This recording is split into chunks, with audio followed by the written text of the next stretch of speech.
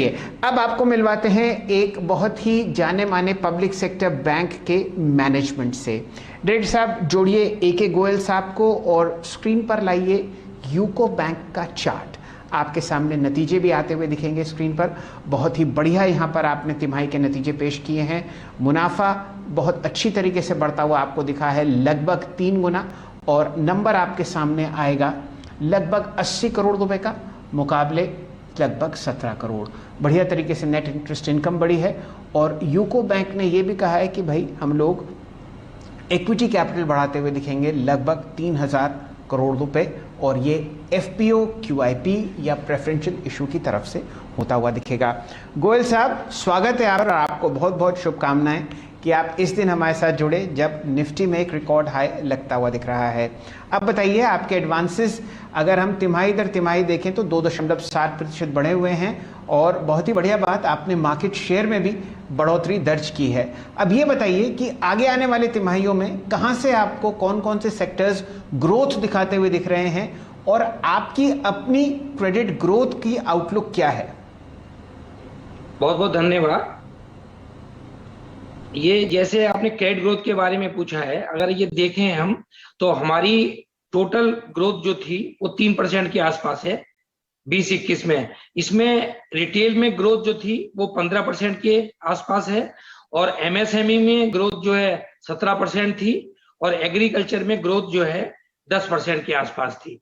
अगर आप corporate sector में भी देखो तो उसमें भी हम लोगों ने अच्छे अकाउंट में एक्सपोजर लिया है। इंफ्रा में 1.5 बजे डिमांड, और आपका NBFC में भी अच्छी डिमांड थी, और आपका जो है सिविल सप्लाईज कंपनी जो प्रिक्योरमेंट करती है उसमें भी डिमांड थी, और ये पावर सेक्टर में भी डिमांड है। तो इन चारों में डिमांड पहले भी थी और अभी भी बराबर बरकरार है। और जो हमारा मेन फोकस है वो रैम पे है, रिटेल एग्रीकल्चर फोकस पे। जैसे हमने बताया कि ग्रोथ उसमें 14 से 15% के बीच में, तो यही फोकस में रहेंगे सेक्टर हमारे रैम, और बाकी जो है अच्छे कॉर्पोरेट अकाउंट। तो हम जो समझते हैं अभी जो हमारी ग्रोथ 21-22 में है, हम आसानी से 7 से 10% के आसपास कर पाएंगे अपने प्रेजेंट ट्रेंड को देखते हुए। अब एक बात बताइए कि डिपॉजिट ग्रोथ को लेकर आपका आउटलुक क्या है? डिपॉजिट्स ग्रोथ कितनी देखते हैं आप अगले आने वाले 6 महीने में, साल भर में? और एक और चीज़ पूछना चाहूँगा सर, अपने NIMs को बहुत स्ट्रॉन्ग करने के लिए बैंक अब देखें कासा डिपॉजिट्स पे काफ़ी फोकस करते हैं, लो कॉस्ट डिपॉजिट्स। वो एग्जैक्टली आपकी किस ट्रेजेक्टरी में है, और ये अगले 6 महीने में, साल भर में कासा डिपॉजिट्स का परसेंटेज क्या होगा ऑफ एंटायर डिपॉजिट्स? ये आपका बहुत अच्छा सवाल है। देखिए अगर हमारी डिपॉजिट ग्रोथ आप देखें तो डिपॉजिट में ग्रोथ थी 6%, बट हमारा फोकस हमेशा रहा है कि कासा बढ़ाएं, क्योंकि कासा से ही हमारी कॉस्ट ऑफ डिपॉजिट कम होगी और उसी से हमारी प्रॉफिटेबिलिटी बढ़ेगी। तो 6% टोटल ग्रोथ होने के बाद डिपॉजिट में, बट सेविंग बैंक में हमारी जो ग्रोथ है वो 11% से ज्यादा है। ये 63,000 के आसपास थी लास्ट ईयर, जो 70,000 से ऊपर है। और इसलिए हमारी जो है कॉस्ट ऑफ डिपॉजिट भी जो आप देखें अगर ये तो 4.87 थी लास्ट क्वार्टर में मार्च 20 में, जो रिड्यूस होके हो गई है 4.04।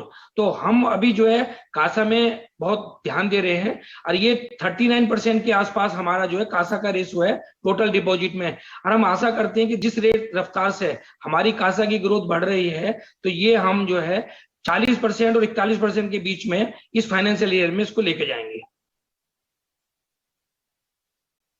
जी गोयल साहब जरा चर्चा करते हैं नॉन परफॉर्मिंग एसेट्स की। दरअसल जो बहुत ही सबसे बड़ा हमारे देश का प्राइवेट सेक्टर बैंक है, वहाँ के CMD ने कहा है कि भाई ये कोविड समस्या के चलते चलते रिटेल लोन्स में दिक्कत आ सकती है जब पेमेंट वापस ना आए। अब आप बताइए कि ये कोविड के चलते चलते आप क्या प्लान कर रहे हैं? सुप्रीम कोर्ट ने जो आपको डिस्पोजिशन दिया है उसकी वजह से आपको क्या फेरबदल होता हुआ दिख रहा है, और ये NPS का ट्रेंड क्या रहेगा आगे आने वाले 2 या 3 क्वार्टर्स में? देखिए जो सुप्रीम कोर्ट का था, सुप्रीम कोर्ट का दिसंबर तक कोई अकाउंट को NPA करने का नहीं था, बट वो बाद में लिफ्ट हुआ। तो वो जितना भी NPA था हमारा, वो हमने क्या सभी बैंकों ने उसको रिकॉग्नाइज कर दिया अपना मार्च 21 क्वार्टर में। तो हमारा भी अगर आप एडिशन देखें तो 2,500 करोड़ के आसपास जो है प्रोविजन ये एडिशन हुई है मार्च 21 की, और पूरे साल की देखें तो ये 3000 के आसपास है। तो ये मार्च क्वार्टर की भी आपको पूरे साल की माननी चाहिए। तो अगर आप देखें हमारी टोटल जो है एडिशन थी पिछले साल 6181 करोड़ थी, जो इस साल घट के पूरे साल में 3102 करोड़ रह गई, जिसमें से 2450 जो है हमारी जो है मार्च में on account of the supreme court order जो है इसी में आई। तो जहां तक ये कोविड का सवाल है, देखिए कोविड का लास्ट टाइम भी बहुत डर था, कोविड 1 का भी, और बहुत सारे अकाउंट एलिजिबल थे, तो हम लोगों को भी था कि बहुत ज्यादा रिस्ट्रक्चरिंग करनी पड़ेगी।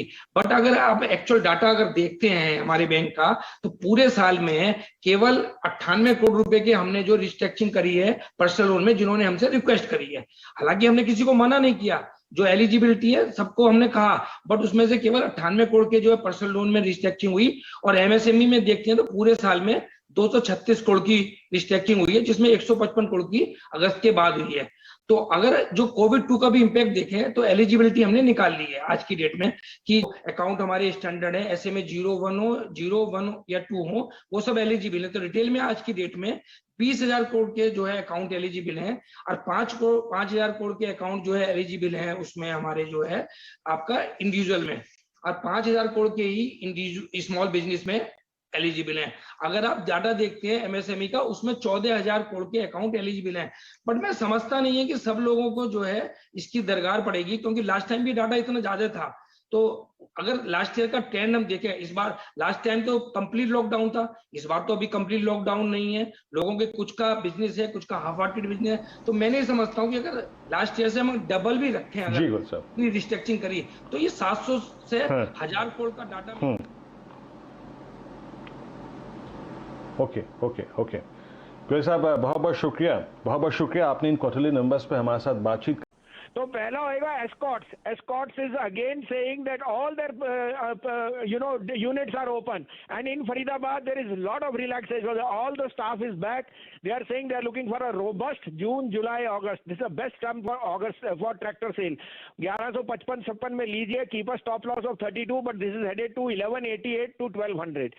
Second is my favorite, which is Motherson Sumi. Motherson Sumi is at 100% capacity. They are saying their Europe order book is at the strongest, meaning this quarter Europe will make up the best sales in the last 18 quarters. 234-35 का भाव, 34.5 का भाव है, keep a stop loss of 29, but Motherson is going to hit 250 to 55. A new high in this year, in the next week this week is coming from Motherson. अरे वाह, thank you Wasim sir.